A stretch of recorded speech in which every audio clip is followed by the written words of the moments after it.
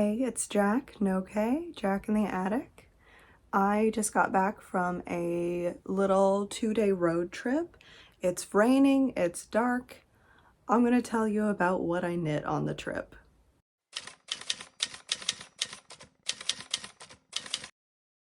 Just to set expectations, this is gonna be a very casual one. I, was traveling, so I obviously wasn't making some more labor-intensive videos that I would have to be at home on the computer to make.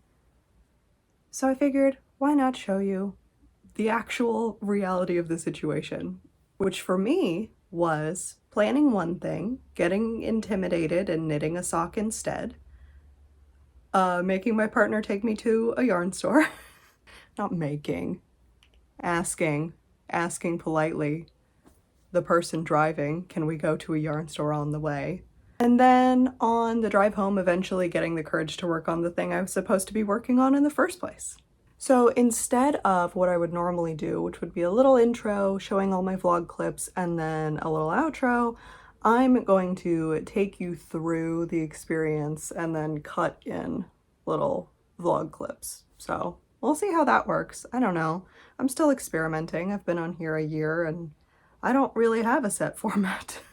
So my intention for being a passenger for like 8 hours over the span of 2 days was to work on my cropped cabled cardigan, the buddy knit I'm doing with Irma. But as you can tell from the sock in my hand, I got a lot of sock done instead. Can you hear the little teeny tiny jingling? Hey, it's me several hours later. I'm hopping back on for a second, even though the air conditioner is on and cars are much louder now, just to explain this sock and why it looks like this, because there will be questions. So I'm knitting the Ultra Easy socks by Easy as Knit. There will be a full review of these coming eventually whenever I finish enough socks to make my non-standard sock pattern video. But what's going on with these? First of all, I am on a mission to knit the tightest foot of a sock ever that still fits my calves. So I cast on 20 more stitches than were recommended and decreased alternating sides so that it wouldn't twist or anything weird. And instead of just write that down, I'm like, why don't I use 10 stitch markers? And why it has this, that's the heel. The heel is just made with increases and decreases. I'll let you know more soon, but if I just show this, that doesn't look like any sock, but it does. Okay, that's all, bye. So let's start off with what my cardigan looked like before I left, the starting point.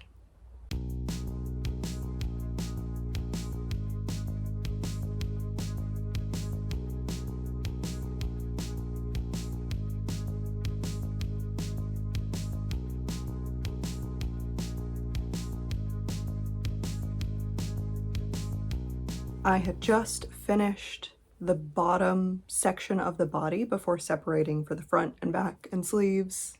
I meant to start that section before we left. Honestly, I just ran out of time.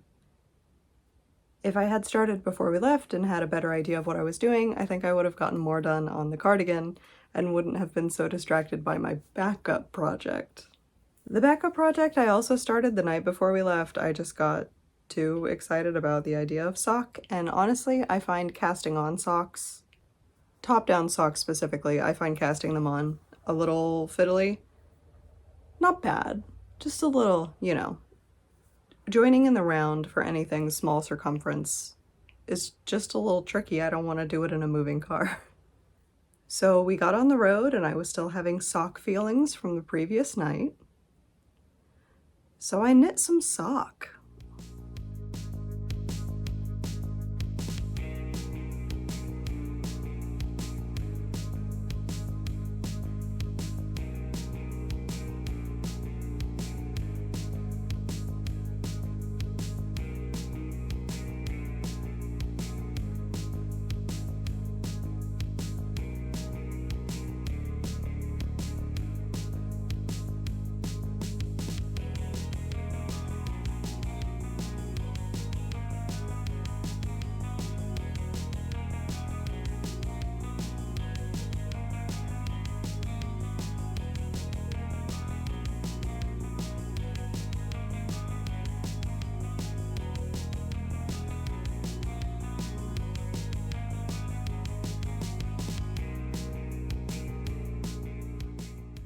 And then we stopped at a gas station for local honey ice cream. It was the most incredible thing I've ever had out of a gas station freezer for sure.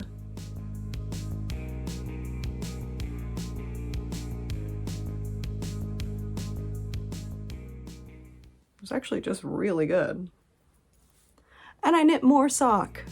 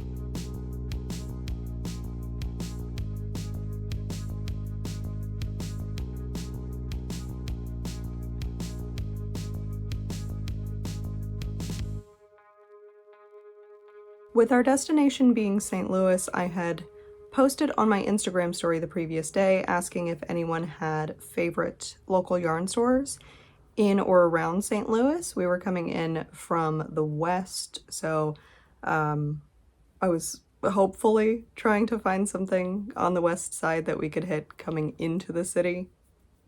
And luckily, YarnCom fit that description perfectly and was, I believe, the only local yarn store open on Sunday, the day we were coming in, and was recommended to me through my Instagram story by multiple people.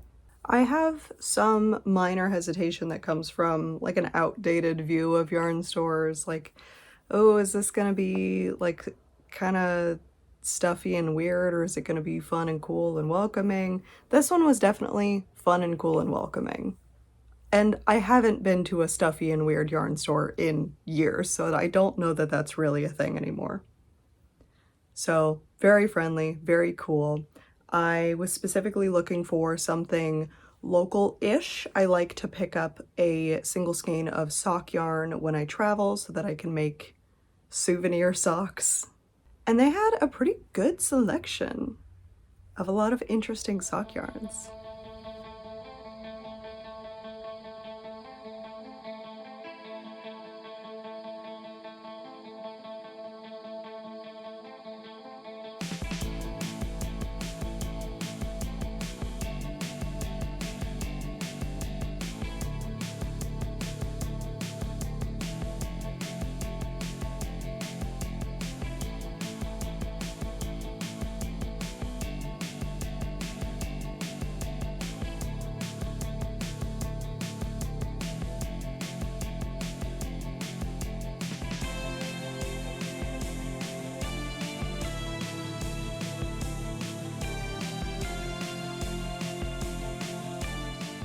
I did end up picking up two things instead of the one skein of sock yarn I was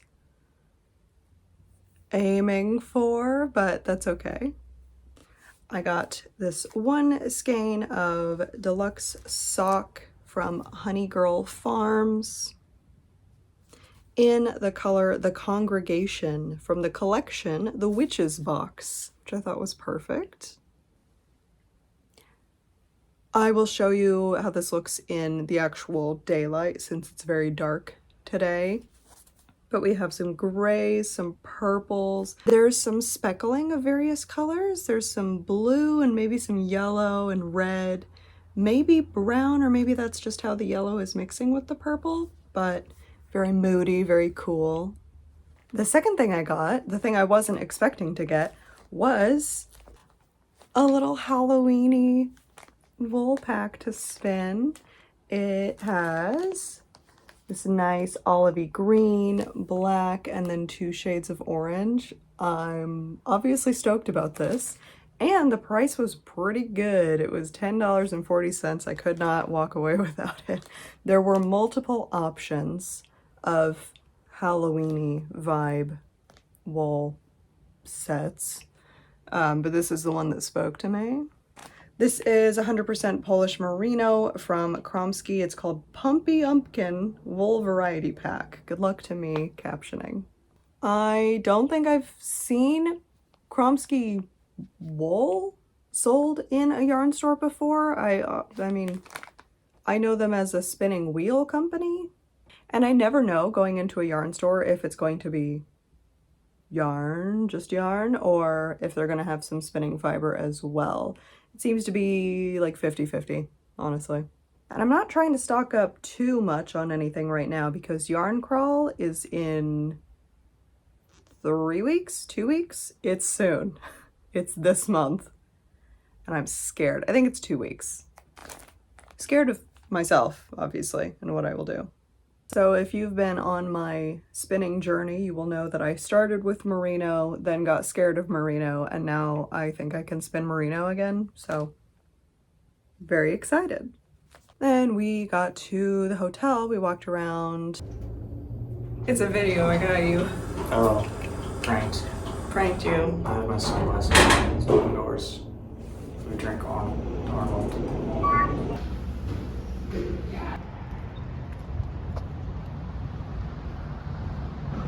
And the hotel we were staying at was moon themed.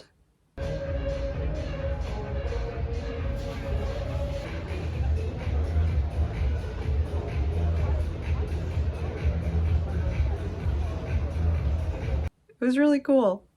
The reason we went on this trip at all was to see Will Wood at the pageant. We missed his tour last year and we're both huge Will Wood fans, despite being in our 30s. And yeah, we were some of the oldest people in the crowd. That's fine. I'm on a rooftop. We're gonna go see Will Wood. That is all.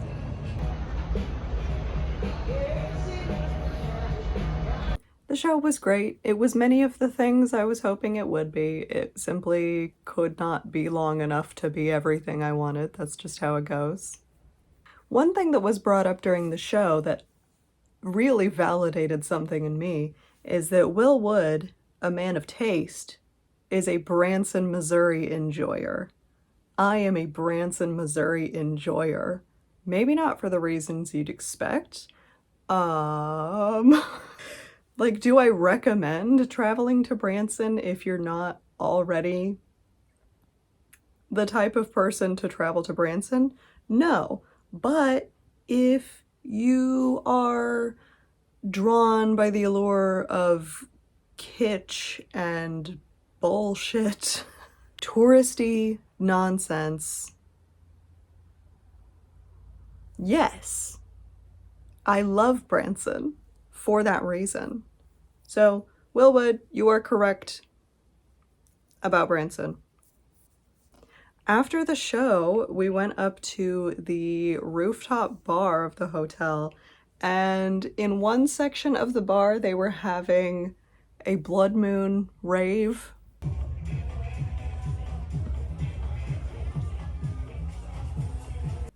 And then on the other section, there was a DJ who... How do I even get this sentence out? There was a DJ who was mixing in clips of the song Sports by Viagra Boys. And if you don't know the song Sports by Viagra Boys, you don't know how shocking that was to hear. Obviously, I was knitting. I was sitting there knitting.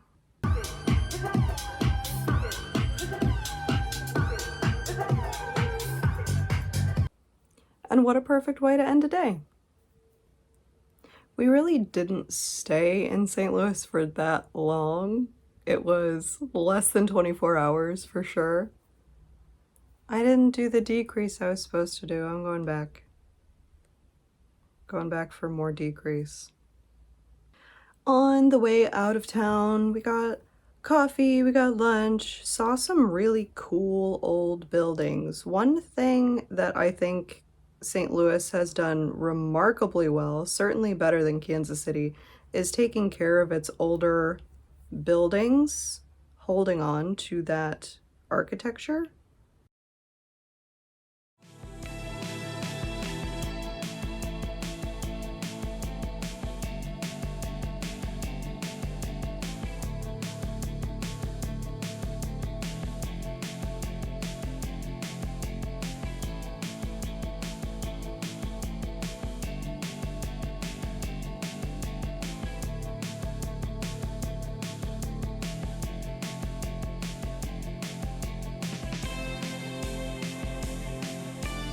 St. Louis is a great place for old building enjoyers. So on the drive home, I finally worked up the courage to work on my cardigan, and it ended up being not a big deal at all.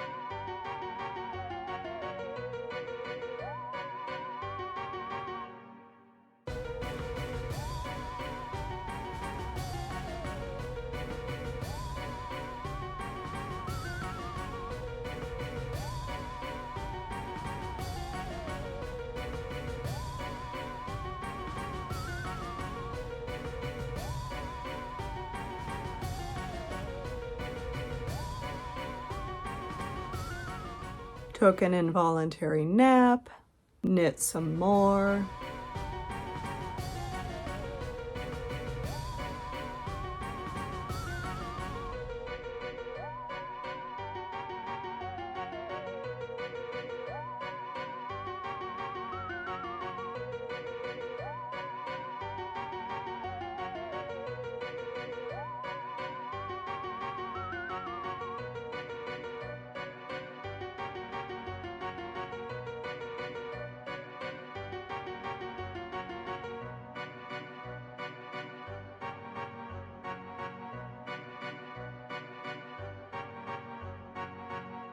And then suddenly we were home, and it was Monday night. And I realized I didn't get done nearly as much as I expected to. I will show you where I'm at on my cardigan. And let me just say, any progress is progress. I am working on this with another person, obviously, so there's an element of wanting to keep up and not delay things, but neither of us are in a rush. It's mid-60s today, so I'm really feeling cardigan time, but it's gonna be 95 by the end of the week, so I am constantly reminded that it's not cardigan time yet, no matter how much I want it to be. So my only goal for this cardigan is to have it ready for wool cardigan weather. And despite the little hints of fall that we are getting, it is not wool cardigan weather. So I have time. I'm not freaking out. You're freaking out. I'm not freaking out. So this is how much of the front panel I got done in the car yesterday. It's going a lot easier than I expected.